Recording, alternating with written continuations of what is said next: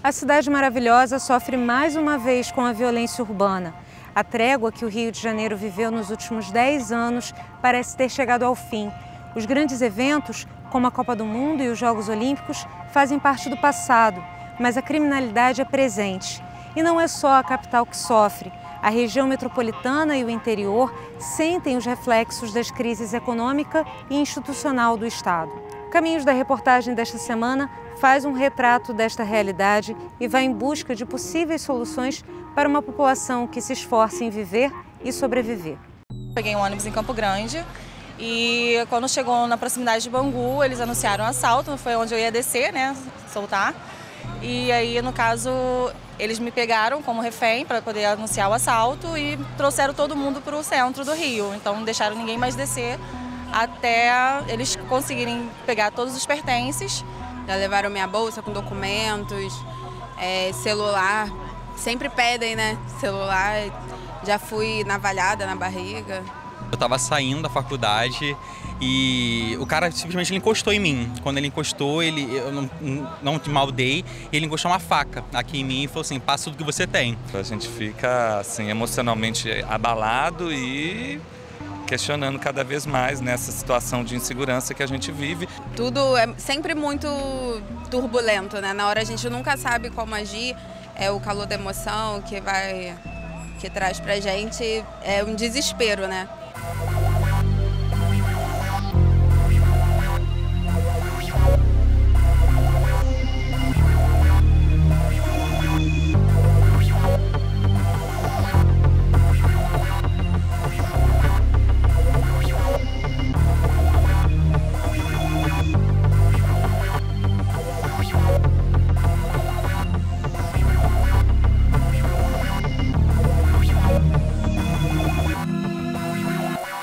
Infelizmente, para os moradores do Rio, existem perigos ainda maiores do que ser assaltado.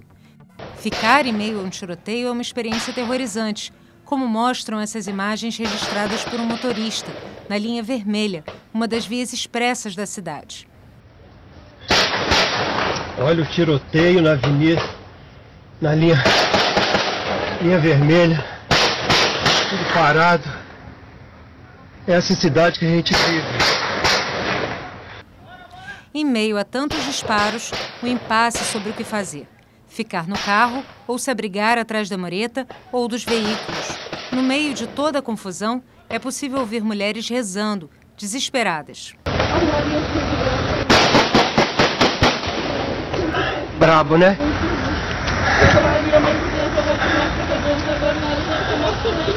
Este não foi um caso isolado.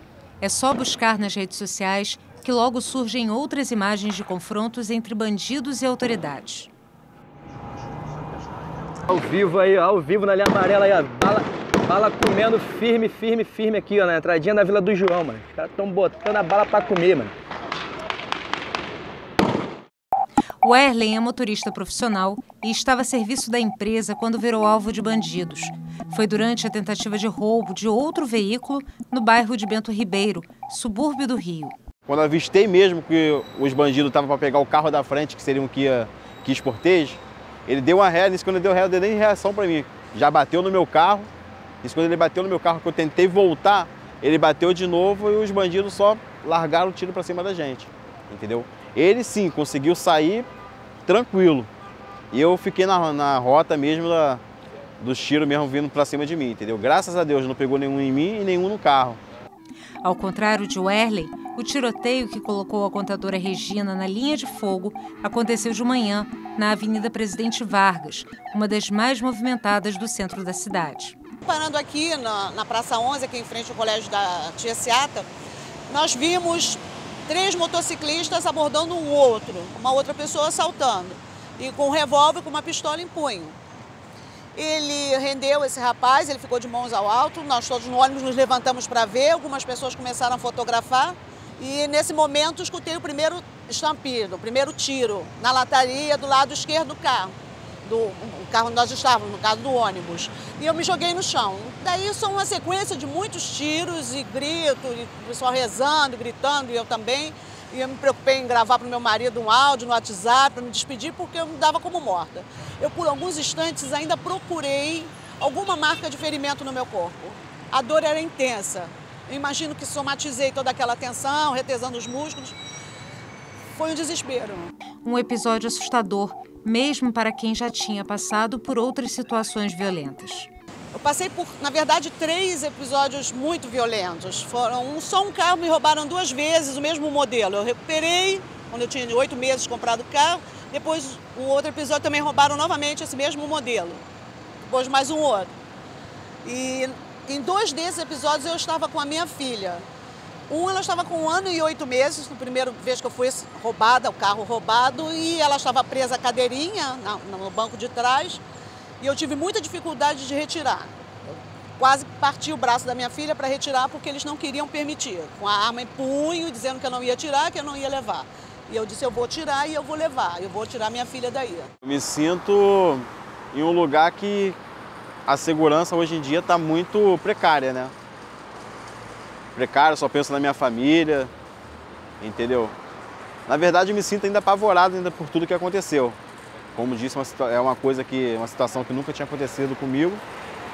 Já tinha visto relatos de outras pessoas, mas quando acontece com a gente, que a gente realmente cai em si, que entra na tua cabeça mesmo, o que está acontecendo na cidade, o caos que está a segurança, entendeu? Uma história de violência, eu acho que a maioria dos cidadãos do Rio tem que contar. Pelo menos um, ou que conhece alguém próximo. Eu confesso que quando chega de noite, esses horários assim à noite, eu já fico meio com medo de sair agora. Antigamente eu saía direto, de noite, assim, tal. Eu tenho meu emprego, eu tenho um extra que eu também trabalho aí, às vezes aí na madrugada, aquilo tal. Já não estou fazendo mais o extra na madrugada, entendeu? Já parei exatamente com medo dessa situação. Nós somos sobreviventes do dia a dia. Nós lutamos para ir para o trabalho, eu todos os dias pela manhã tenho que ter forças, porque já passei por outros episódios violentos, para vir para o trabalho. Nós precisamos trabalhar, preciso colocar minha filha para o trabalho, meu marido, e a vida segue. Meus pais diziam isso, e a vida segue. O agravamento da violência no Grande Rio e até no interior do estado tem feito com que relatos assim se tornem cada vez mais frequentes. Hoje, tanto a Baixada quanto o interior já acumulam mais homicídios dolosos do que o Rio de Janeiro. Mostrando que a violência está se espalhando. E isso é um problema muito estratégico para a segurança pública, porque quanto mais concentrada eu tenho a região em alguns espaços, maior é a minha capacidade de reação. Quanto mais espalhada, mais recursos eu preciso para atender essa onda de violência. Segundo o Instituto de Segurança Pública, os crimes que mais aumentaram de janeiro a março deste ano foram os roubos seguidos de morte, 26,5%. Os roubos de veículos, 27,5%. E roubos de carga, mais de 20 por dia. Quase a totalidade deles na região metropolitana da capital. Este tipo de crime não parou de crescer nos últimos anos. De 2013 a 2016, o número de casos aumentou mais de 60%. Hoje, a gente sabe onde o roubo de carga está principalmente localizado. Ele se concentra muito ali na região da Pavuna. Ele se concentra muito onde antes a gente tinha uma delegacia de roubo de cargas que foi desativada. Então aí a gente enxerga um dos problemas de gestão. Foi um crime que nos últimos 10 anos a gente não conseguiu dar nenhuma resposta. Ele nunca parou de crescer. O número de mortes violentas também assusta. Só no primeiro trimestre deste ano, de acordo com o levantamento do Instituto, são quase 2.000, a maioria no Grande Rio, um aumento de 20% em relação a 2016. O Rio de Janeiro gastou mais de 40 bilhões desde 2008 para cá, com repasse de verbas federais, e isso não produziu um legado substantivo nem para a sociedade, nem para as polícias, nem para o próprio governo. Ou seja, se gastou muito e se gastou mal. Ou seja, se preferiu-se ir no supermercado, no shopping center para comprar brinquedos, do que propriamente formular políticas e fazer intervenções estruturais que permitissem deixar para a população um resultado que não fosse apenas no imediato da Copa do Mundo, no imediato da Copa das Confederações, no imediato das Olimpíadas, no imediato dos demais grandes eventos que aqui ocorreram e que serviram de farol para esse repasse vultuoso de recursos. O problema da segurança pública do Rio de Janeiro exige uma resposta de gestão. Alguém que gerencie a crise que a gente está vivendo e que pense em como resolver ela, sem apostar na manutenção de velhas fórmulas, como, por exemplo, a saturação policial. Hoje, simplesmente encher a rua de polícia não resolve mais o problema. E a gente sequer tem essa condição de encher a rua de polícia. Hoje, Luana mora em Nova Friburgo, cidade em que nasceu, na região serrana do estado, e não quer mais saber de viver na capital. Eu não tenho a menor vontade de voltar a morar no Rio, não tenho condições psicológicas de me manter lá e ter uma vida normal, e andar na rua sem preocupação, utilizar transporte público com tranquilidade, levar uma vida normal, poder ir, vir e fazer tudo que a gente tem que fazer no nosso dia a dia, né? Não foi sempre assim. A aprovação no vestibular era a chance de uma nova experiência de vida. Eu sempre tive o desejo de fazer faculdade, né? Porque as melhores faculdades estão no Rio de Janeiro. Então eu vivi a minha vida inteira no interior, mas sempre tive esse desejo de fazer faculdade no Rio. E aí passei no vestibular e me mudei e passei a morar no Rio. Eu fui morar inicialmente em Niterói, porque a faculdade era em Niterói, na UF, e me adaptei. Inicialmente não tive grandes problemas, vivia muito bem, pegava ônibus, andava na rua, fazia tudo, levava uma vida normal, como eu levava aqui no interior. Para mim era da mesma forma. O que ela não esperava era que a violência atrapalhasse seus planos. Eu passei por vários assaltos pequenos, mas de fato tudo mudou quando no intervalo de cerca de 2 semanas eu passei por um assalto à mão armada, em que eu estava com algumas amigas minhas, num domingo de manhã, numa loja de conveniência num posto de gasolina, entrou um rapaz armado, enfim, a gente passou um tempo ali dentro, sofremos algumas ameaças e foi bastante traumatizante.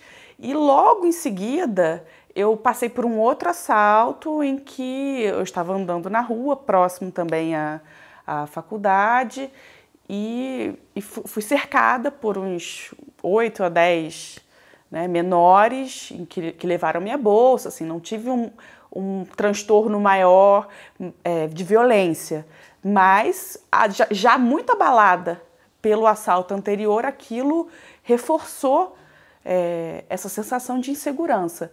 O curso e o trabalho ainda forçaram 2 retornos à capital, mas assim que pôde, voltou para Friburgo. Mesmo aqui, no interior, eu levei um tempo para conseguir voltar a ter uma vida normal, porque você fica com medo de tudo, você passa a ter medo de tudo, você tem medo de sair de casa, você já começa a olhar para as pessoas, você anda na rua, você anda de carro, você tem crises de pânico, e eu tive que fazer terapia, tive que fazer um tratamento, mas é muito complicado, porque uma coisa que me marcou muito foi quando eu fui fazer terapia, e ela dizia para mim o seguinte: quando a pessoa tem um medo de altura, tem um medo de um animal, tem uma fobia, você consegue tratar, porque você consegue mostrar para a pessoa que aquele medo não é real. Ela dizia: eu não consigo mostrar para você que o seu medo não é real. Se eu disser para você que eu não tenho nenhum resquício, nenhum trauma do que eu passei, eu vou estar mentindo. Se você olhar, eu não uso anel, eu não uso joia, eu perdi o hábito. Por quê? Você começa a pensar em formas de minimizar, de não chamar atenção, de tentar não ser assaltada. Então você começa às vezes a sair sem bolsa, você começa a utilizar roupas mais simples, você começa a não utilizar joia, nada, você já pensa assim, eu vou usar um brinco? Não, mas se eu usar um brinco, um cordão, isso vai chamar atenção e eu posso passar por uma situação desagradável, passar por um assalto. Então, você muda. Tiveram mudanças na minha vida que até hoje não se normalizaram. Grávida do segundo filho, diz que essa foi a melhor decisão de sua vida. Eu não me imaginava tendo filho no Rio, né? Porque eu pensava, eu vou ter medo de ir na pracinha, passear com ele de carrinho, para a criança pegar um sol, eu vou viver trancada dentro de um apartamento com uma criança. Então aqui você consegue ter tranquilidade para ter um filho, para criar, até por estar perto da família também, né? Ter um pouco mais de apoio. O filho Rafael, por enquanto, só quer saber de seu colo. Mas e se quando crescer ele decidir também se mudar para o Rio? E eu penso nisso, o dia que ele quiser ir morar no Rio. Porque eu não vou tolir as possibilidades dele, né? Se for um desejo dele, eu vou ter que respeitar e eu vou ter que apoiar. Mas vai ser difícil para mim ter tranquilidade pensando nele lá, né? Na rotina dele lá, nos perigos que ele está correndo. Depois do intervalo, o dia a dia da Polícia do Rio, a guerra contra o crime e contra o descrédito da população.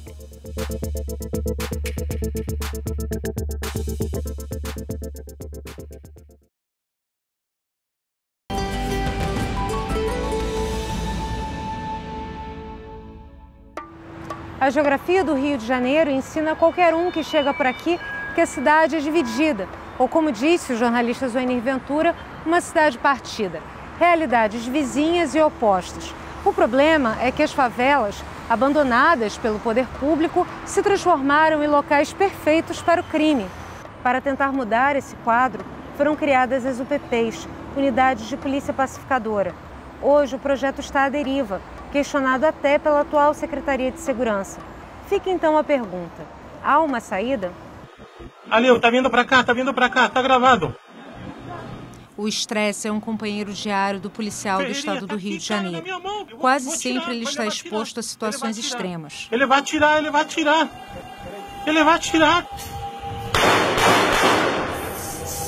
Do outro lado, traficantes cada vez mais armados e dispostos a tudo. Neste vídeo, disponível na internet, os bandidos não têm o menor pudor de aparecer portando fuzis e pistolas em um baile funk.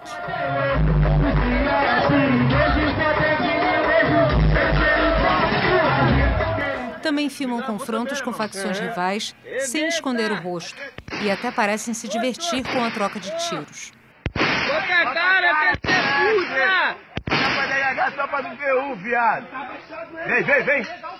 Do outro lado, policiais lutam contra o próprio despreparo.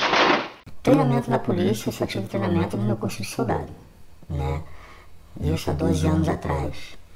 Depois disso, não tive mais treinamento, não tive curso de tiro. Tiro, infelizmente, você aprende no seu dia a dia, né? Você no confronto direto, porque no curso você só aprende aquelas instruções ali no curso de soldado. Depois disso, eu posso dizer bem sério para você que eu nunca mais tive instrução de tiro, há 12 anos.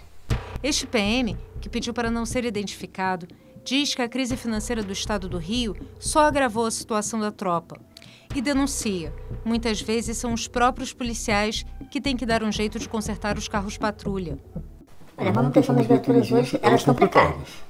Não existe material de reposição e muitas das vezes é o próprio policial que dá o jeito para poder consertar aquela viatura. É arrumar a peça com um conhecido, é pedir a algum conhecido que possa fornecer um meio de manter aquela viatura para poder estar circulando naquele determinado setor, determinado local ou determinada área de policiamento. Hoje, a manutenção está sendo feita em 70% pelo próprio policial que utiliza aquela viatura. Estamos lidando diretamente com uma escassez de materiais e também de homens, e isso impacta diretamente no policiamento preventivo. Se falta viatura para colocar na rua, se falta homem para colocar na rua, então o policiamento preventivo ele fica deficiente. Se ele fica deficiente, o cometimento de crimes ele tem uma maior possibilidade de ocorrer. Em havendo essa possibilidade de ocorrer, a Polícia Militar vai intervir de forma emergencial. Então, atuando de forma emergencial, nós teremos um aumento do número de confrontos. E isso é o que está acontecendo hoje. Uma polícia reativa, que não é mais a do antes nem durante, mas que espera o tiroteio acontecer, a bala perdida se dar, o assalto rolar, para que ela possa vir atuar, porque ela não tem meios nem modos de hoje se mobilizar para atender às demandas da população. A pressão do dia a dia violento cobrou um preço caro. O policial teve que se afastar do serviço por questões médicas. Ele lamenta que nessa hora mais difícil tenha ficado totalmente desamparado. Não tive apoio nenhum da instituição após esse fato. Eu mesmo tive que procurar o acompanhamento para me afastar, me afastei durante um certo período, porque a polícia ela não te encaminha, ela te deixa, você vai lá e procura, para eles você está muito bem. Infelizmente, a polícia quer colocar o policial na rua, não quer saber como está a saúde dele, precisa de efetivo na rua. O Rio de Janeiro, ele lida com números de guerra. Nosso índice de vitimização ele é extremamente alto. Nosso número de policiais mortos ao ano ele é altíssimo. Ele é absurdo, mas ainda assim, hoje, o que motiva o policial militar a estar nas ruas é a plena consciência de que o seu papel é fundamental.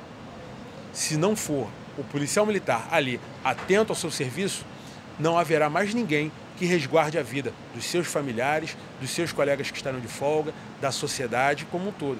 Então, através dessa conscientização, os policiais militares permanecem nas ruas a despeito das horas extras que não foram pagas, do 13º que ainda não foi recebido, e tudo isso pesa, dói, faz parte de um contexto de violência sistêmica que sofremos, mas a nossa missão está acima de tudo.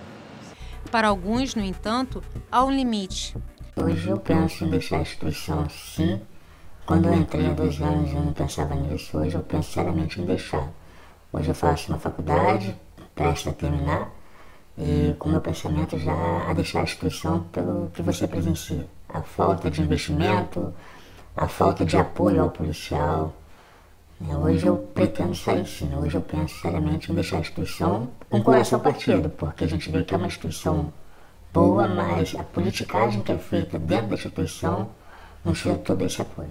Na hora que nós passarmos a respeitar a vida, saberemos construir políticas públicas de segurança e não vender falsas expectativas de maneira a fazer com que esse cidadão, que também tem direito humano, se transforme nesse zumbi, nesse morto-vivo, reativo a policiar, até o dia seguinte, ao dia de sua morte, até o dia de seu enterro.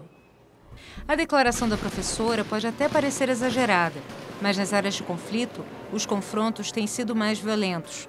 Veja este outro vídeo. Um veículo blindado da PM, conhecido pelo apelido de Caveirão, é cercado numa comunidade e vira alvo de disparos e até granadas. Aqui na fazendinha, muito tipo, granada e tudo. Em resposta, a polícia monta tropas de elite como o Batalhão de Choque e o Batalhão de Operações Especiais. O treinamento é de guerra.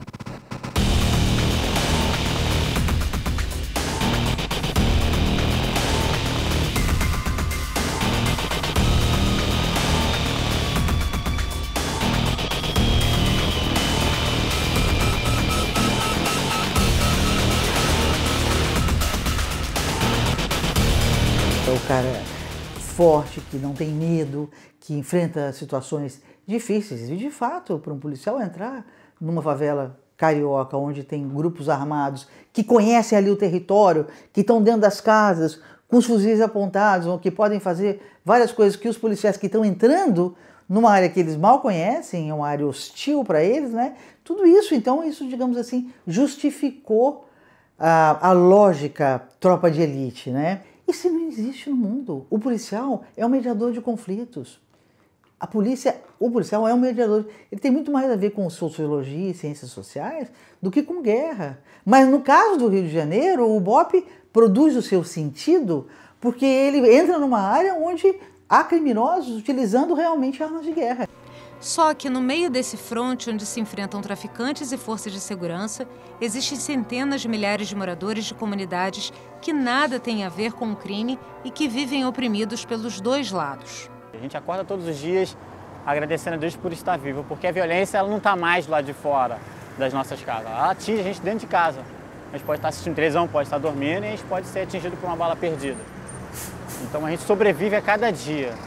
E essa é a principal diferença de morador de favela para um morador do asfalto, da pista, né? O morador do asfalto ele não vai dormir tranquilo, sem nenhuma preocupação de escutar um estampado de tiro, se escutar um som de tiroteio ou se for atingido por uma bala perdida. Já a gente que mora dentro da comunidade, a gente tem que criar novos hábitos, criar novos costumes de sobrevivência, né? Evitar de sair de casa à tarde, evitar de se expor do lado de fora da nossa casa, evitar de ficar na janela, até ficar nas próprias lajes, né? A gente não vê mais crianças soltando pipa nas lajes, não vê mais aquelas conversas de favela habituais, de um morador na janela conversando com outro morador na janela, as crianças brincando na rua. O que a gente vê hoje em dia é um estado de guerra. A gente tem medo de declarar que estamos numa guerra, né?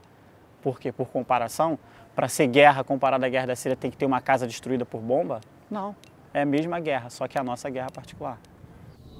Também não faltam denúncias de abusos de autoridade, agressões que partem de quem deveria justamente proteger as pessoas.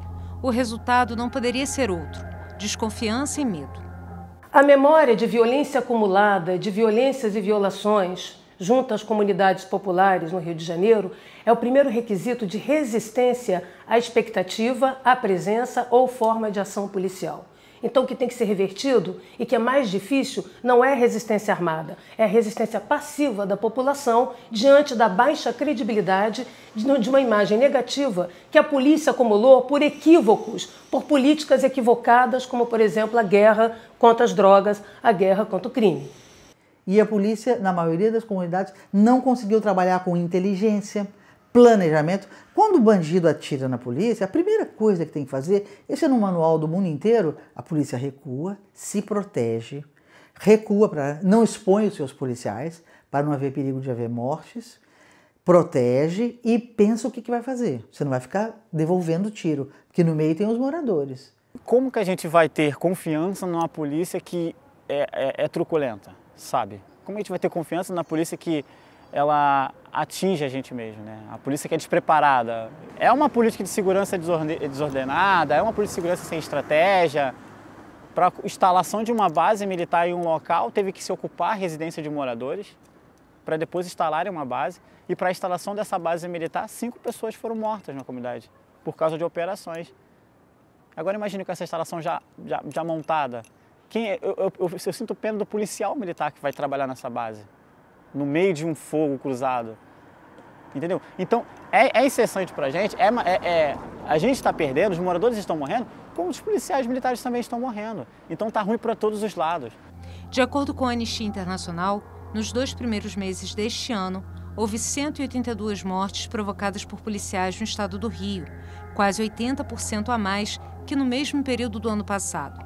Os casos não param de aumentar. Em 2012 foram 419 e em 2016, 920. Outro número alarmante é o de mortes em tiroteios.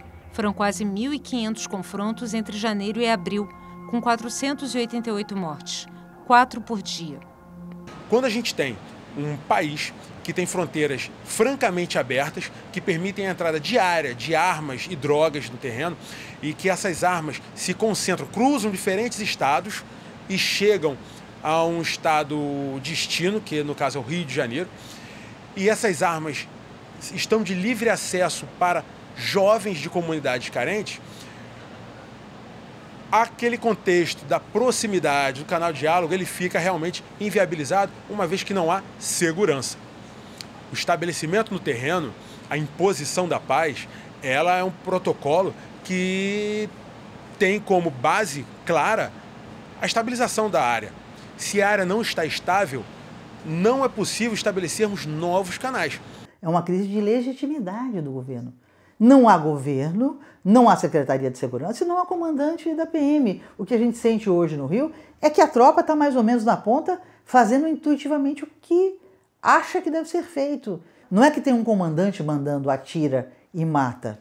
Significa o seguinte: na ponta os policiais estão mais ou menos livres e descontrolados, mais ou menos fazendo o que querem.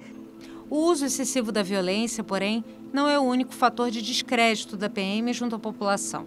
Denúncias de corrupção surgem a todo momento, como a acusação de que policiais usaram um veículo blindado da PM para levar traficantes até uma comunidade dominada por um bando rival. Isso sem falar do envolvimento de policiais militares nas chamadas milícias, grupos armados que acabaram por se transformar em mais uma facção criminosa do Rio de Janeiro. Quando falamos sobre envolvimento de policiais militares com cometimento de crimes, isso realmente nos incomoda muito.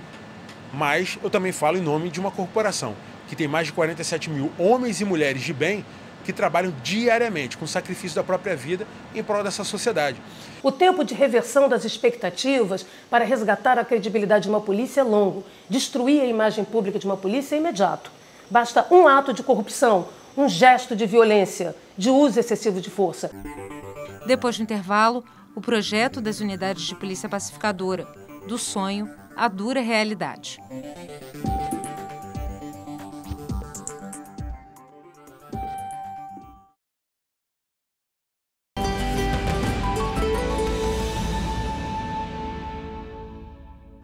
Quando se fala em combate à criminalidade no Rio de Janeiro, a palavra guerra é usada com frequência. Os policiais que deveriam proteger a cidade saem todos os dias às ruas sem saber se voltam. Só este ano, mais de 70 PMs foram mortos. De dentro da própria tropa surgem denúncias de falta de preparo e de estrutura, uma situação que está ainda pior com a crise do Estado. Mas a polícia também enfrenta outro problema, o descrédito gerado pela truculência e pelas constantes denúncias de corrupção. Ser vizinha do Morro Dona Marta, em Botafogo, zona sul do Rio, não era uma preocupação quando esta militar decidiu comprar um apartamento no bairro. Eu mudei para lá um pouco antes da Copa do Mundo, alguns meses antes. E era tudo muito tranquilo. Passaram as Olimpíadas, pronto. Uma coisa assim, de um mês depois, foram aumentando os assaltos, voltaram a ter tiroteios intensos, sem horário. Se eu vejo algum movimento que eu estou na janela, na rua, carro de polícia passando, eu já fico assustada. Quando eu estou na rua, procuro voltar cedo para casa, não ficar muito tempo na rua. Algumas ruas transversais estão perigosas até durante o dia, da gente passar. Tá? É uma sensação de insegurança mesmo após os eventos. Todo mundo sabe e é sabido que grande evento tem hora para começar e hora para acabar, e portanto é simples você fazer uma pronta resposta de policiamento, você criar uma estrutura de interagências capaz de saturar e produzir a tal pronta resposta, porque tem hora para acabar e tem hora para começar. No entanto, quando os eventos acabam, você volta à situação antiga. Por quê? Porque está faltando uma política de policiamento e uma política de segurança pública que dê estabilidade, que faça crescer o resultado produzido no curto prazo. Toda solução de polícia será sempre provisória. O que permite com que essa solução cresça no tempo é uma política pública que dê estabilidade e institucionalidade. O primeiro sinal de perigo veio na forma de intimidação. Eu estava no meu quarto, no computador, tipo meia-noite, e de repente um laser começou a bater no meu olho, batendo no armário. Aí eu passei a ficar com curtindo. Se eu estou no meu quarto à noite, vou pro computador, ou até mesmo sentada na minha cama, pode estar o maior calor, eu fecho tudo, fecho janela, fecho cortina, minha cortina é bem grossa, para ficar totalmente isolada da rua. Mas o pior ainda estava por vir, os tiroteios. Em março deste ano, bandidos chegaram a atacar a base da UPP no Morro, gerando pânico entre a comunidade e a vizinhança. Eu já levantei 3 horas da manhã com o tiroteio. Foi meu despertar e eu ter que pegar e sair correndo. Acordar no susto, né, com a adrenalina a mil, e correr para a sala para ficar atrás de uma parede. Ou então corre para a cozinha, para o quarto de empregada. São os pontos mais calmos da casa. É muito assustador porque são vários calibres. Não é tiro de pistola, não é tiro de revólver 38, são rajadas de metralhadoras. São armas pesadas. Quando acontecem esses tiroteios, a gente fica muito estressado. A gente fica apavorado. A unidade de polícia pacificadora do Morro Dona Marta foi a primeira a ser instalada na cidade, em novembro de 2008. Foi um projeto meio intuitivo e aquela coisa produziu um impacto nos moradores, na favela, e começou a produzir um discurso que é o seguinte: nós viemos para ficar, não vamos sair. Então, me lembro bem que tinha uma moradora que dizia: dá licença, secretário, e enfrentou o secretário. Os seguranças dele ainda vieram, ele disse: deixa, calma, e ela veio dizer, botando o dedo no nariz, dizendo: vocês vieram aqui a vida inteira, eu moro aqui há 30 anos vocês falam isso, que vão entrar e vão ficar, depois vocês vão embora, depois os bandidos mandam na gente. E ela faz aquele discurso e ele abaixa a cabeça, dizendo: a senhora tem toda a razão, eu lhe prometo, a senhora vai ver, nós vamos conversar daqui a um tempo. E hoje eu diria para essa senhora que o problema não é a UPP policial, porque a UPP policial eu garanto para você que ela está lá hoje, agora. O que eu acho que aconteceu ali, e talvez em outros lugares, é que a proposta da UPP era uma entrega do território para aquelas pessoas que realmente são as donas, que são os moradores. Mas isso, em maneira nenhuma, implicava em a polícia fazer tudo. O projeto das UPPs foi sendo implantado gradualmente na cidade e, com a queda de índices de criminalidade, passou a ser visto por boa parte da população como uma estratégia positiva. Não só começou a produzir resultados muito positivos em cada favela, como esse movimento, na sua multiplicação, produziu resultados positivos no conjunto da cidade. Foi um momento também de grandes investimentos e tudo mais, né? E aí começaram a cair, de modo geral, não só naquelas favelas, segunda surpresa, não só as taxas de homicídio. Você pensa, tirou as armas, acabou o tiroteio. O que vai diminuir? As mortes. Mas além de diminuir as mortes, surpreendentemente, os crimes contra o patrimônio despencaram. Por quê? Porque os objetos roubados, carros, telefones, etc., eram trazidos para dentro dessas comunidades dominadas por esses grupos armados. O auge da política de intervenção do Estado, comandada pelo então secretário de Segurança José Mariano Beltrame, talvez tenha sido a ocupação da Vila Cruzeiro, no Complexo do Alemão, em novembro de 2010. Depois de uma série de atos criminosos pela cidade, o governo, com o apoio das Forças Armadas, invadiu o local, mas se tratava apenas de uma batalha. As UPPs começaram a se multiplicar e, em 5 anos, passaram de 13 para 42. Quando chegou na 40ª UPP, a primeira, a segunda e a terceira já tinham problemas gravíssimos. A 11ª já tinha, e sendo que a 30ª e a 31ª já não tinham nem sido UPPs. Elas poderiam ter produzido algum resultado se elas não fossem vítimas do seu próprio gigantismo e da ambição eleitoreira do governo, que visava produzir resultados com algo o resultado produzido não ia para além do tempo presente. Se eu fosse fazer uso político da UPP, talvez eu tivesse que fazer uma por semana ou uma por mês.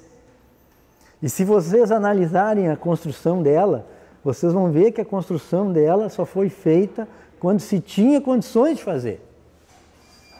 Quando se tinha. Agora, lógico, se o governador ou outras pessoas dizem: o meu programa da pacificação, é lógico que um político vai usar o que deu certo, ele não vai usar o que deu errado.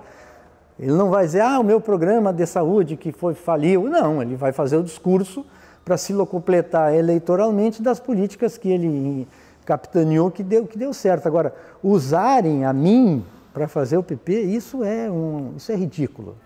Além do combate ao crime, as UPPs prometiam uma ocupação social, ou seja, urbanizar aquelas áreas, implantar serviços e desenvolver a economia local.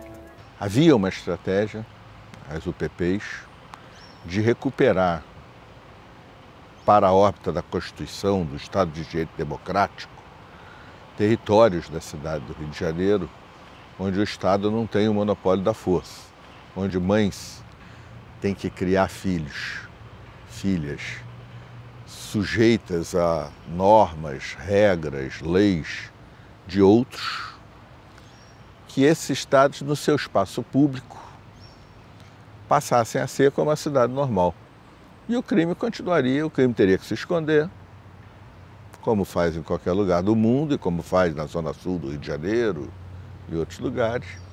e seria combatido de forma normal. A polícia chegou, a pacificação chegou e atrás dela veio as políticas públicas. Mas acabou. Cadê as políticas públicas? O que aconteceu? Foi simplesmente para inglês ver, para gringo ver, a maquiagem.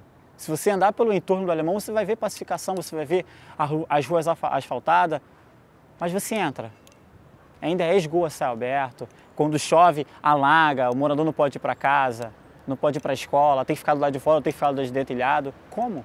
Como viver assim? Qual foi a participação da Guarda Municipal? Qual foi a participação da Prefeitura? Qual foi a participação da SEDAI? Qual foi a participação do saneamento básico? Qual foi a participação, enfim, da saúde, do transporte? No que você pode ajudar? Qual foi a participação da pavimentação? Por que não se criou uma política habitacional para determinados lugares? Então você vê que como as coisas são de uma certa forma ingratas, né? As únicas instituições que fizeram, que botaram a cara para fazer e mostraram com resultados que estão até hoje lá armazenados, que é possível diminuir essas coisas, são as que hoje são criticadas e são as que hoje têm que dar explicação.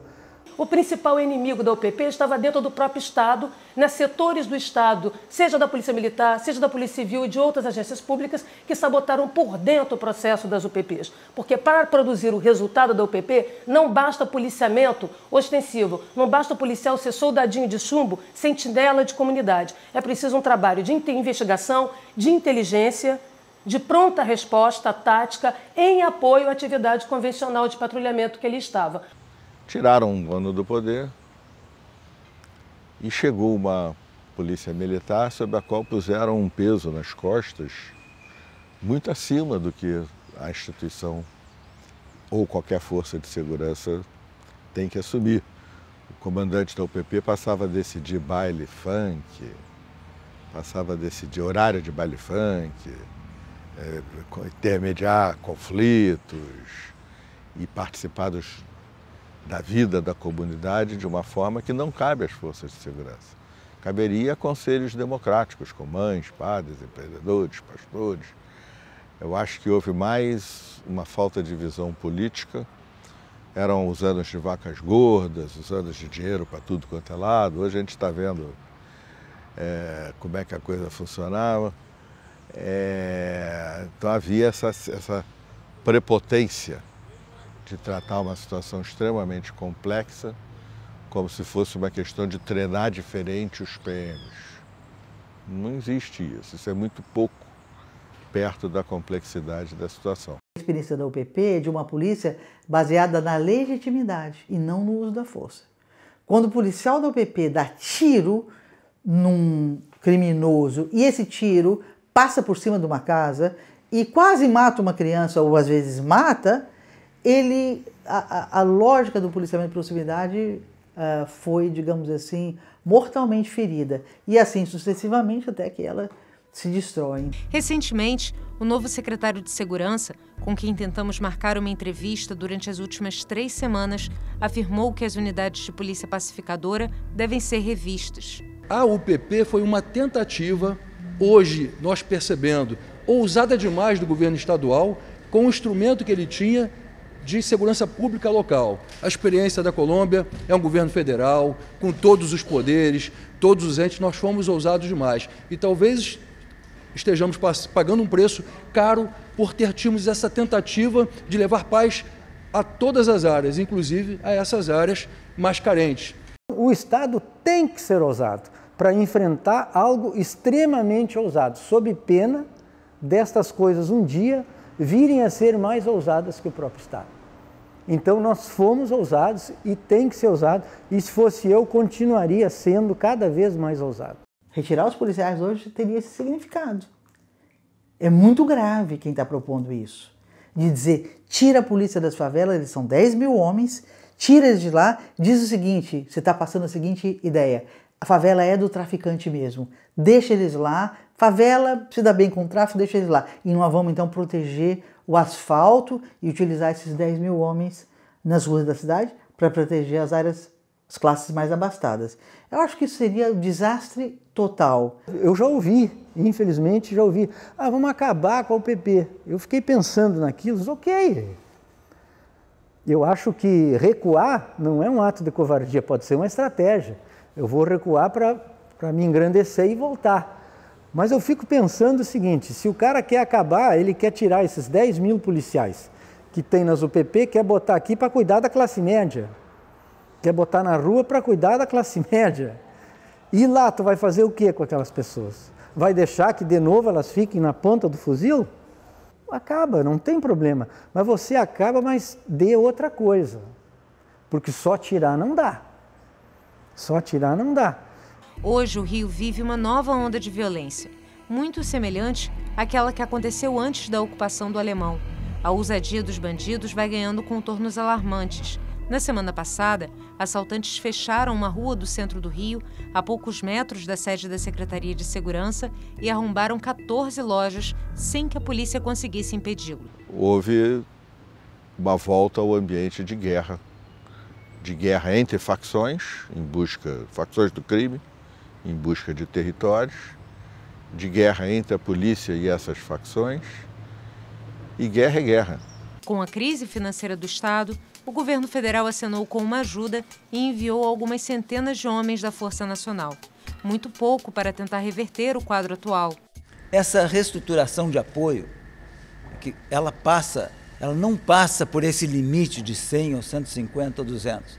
Nós vamos fornecer o apoio que for possível para nós e que seja solicitado pela Secretaria de Segurança. Sou muito a favor das Forças Armadas, da Força Nacional, da Polícia Rodoviária Federal, da Polícia Federal, da Polícia Civil, da Polícia Militar, seja lá do que for. Desde que se chegue aqui, se sente, se planeje e nada mais se diga o que, como, aonde nós podemos tocar aqui para ajudar. Nós queríamos que fosse criada uma força-tarefa com a Polícia Federal para começar a produzir investigação, grupos especializados em investigar as milícias, as facções do crime no Rio de Janeiro, a chegada de uma facção de São Paulo. Isso é verdade, não é? Quem está acompanhando isso? Quem está estudando? Quem está investigando? A gente queria que as forças federais, que a expertise da Polícia Federal coordenasse um trabalho de inteligência que não vai responder ao crime na semana que vem. Esse trabalho de inteligência, na semana que vem, quando o traficante quiser queimar ônibus, não vai continuar queimando. Mas daqui 2 ou 3 anos, nós teríamos um novo cenário totalmente diferente. Desde a invasão do Alemão, desde o início das UPPs para agora, o fenômeno se tornou muito mais complexo. Porque facções, grande parte do tráfico de drogas para a Europa passou a passar pela Amazônia para ser distribuído. As facções mais ligadas, mais fortes, se internacionalizaram, se globalizaram, entraram em contato com as máfias internacionais, disputam o poder aqui dentro. Basta olhar para o México para ver onde isso termina. Termina ameaçando jornalistas, juízes, políticos mais honestos, o próprio aparelho de Estado começa a ter problema. Não dá mais para a União Federal considerar que questões de segurança são questões do Estado. O que está em jogo agora é a democracia brasileira. Em meio a uma situação tão conturbada, a população se pergunta: existe uma saída? Quem entende do assunto acredita que sim.